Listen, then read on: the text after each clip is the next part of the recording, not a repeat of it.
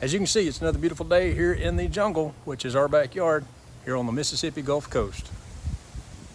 I'm Wade Phillips. This is the Mississippi Gospel Minute. Hi, this is the final video of questions from a 12-year-old. I hope you have been as impressed with his questions as I have been. I also hope that you have gained something from the answers thus far. Don't forget, if you have questions or comments, send them to mgmquestions@thegospelplan.org. The third question: does a church technically have to be perfect for God to recognize it as His church? Because if so, then no church is recognized as God's church. Because not only is no one perfect and people sin, but the division of churches makes the church not in unison with God's church, along with the rest of the churches, because they are divided among themselves. Out of the mouth of babes. In fact, I made that statement more than once about him during the study that led to these questions. Honest, innocent, and unbiased questions are often hard to come by. My answer: this is the toughest question to answer, and critical judgment is necessary to determine the answer. In Isaiah chapter 1, verses 18 through 20, the Bible states that Jehovah God said to Israel, "Come now, and let us reason together, saith the Lord. Though your sins be as scarlet, they shall be as white as snow. Though they be red like crimson, they shall be as wool. If ye be willing and obedient, you shall eat the good of the land. But if you refuse and rebel, you shall be devoured with the sword, for the mouth of the Lord has spoken it." Note the conditions given by God Himself.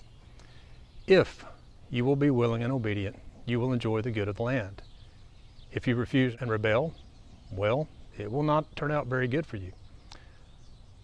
I showed you that to ask you this: would it make sense for God to accept those who use the Bible as their only guide to organization, worship, name, etc.?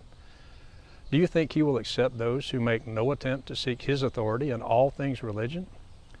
Mind you, there may not be one of us who is perfect, but the church is perfect because the builder is perfect, being Jesus Christ. Unity can be achieved in two ways. We can compromise and include all practices and doctrines and consider each other brethren, or we can all reject those practices that are not authorized and the doctrines that are man-made and follow those backed by book, chapter, and verse instead, and thereby be unified in the truth. I think you are quite capable of making the right choice between the two. Division is not acceptable, period. You must ask yourself the question: who is causing the division? Those who are willing and obedient, or those who refuse and rebel? Should those who are willing and obedient change in order to have unity with those who are neither? Again, you are capable, quite capable, of making the right choice here. Folks, especially you adults that are watching, we need to get serious. Serious about doing God's will. Serious about good and right examples to our young people. Serious about our Christianity. Serious about going to heaven. Jesus in Matthew chapter 7, verses 21 through 23 stated, "Not everyone who says to me, Lord, Lord, shall enter the kingdom of heaven, but he who does the will of my Father in heaven. Many will say to me in that day, Lord, Lord, have we not prophesied in your name, cast out demons in your name, and done many wonders in your name? And then I will declare to them, I never knew you. Depart from me, you who practice lawlessness." If we aren't serious about it, we'd better get that way. This has been the Mississippi Gospel Minute.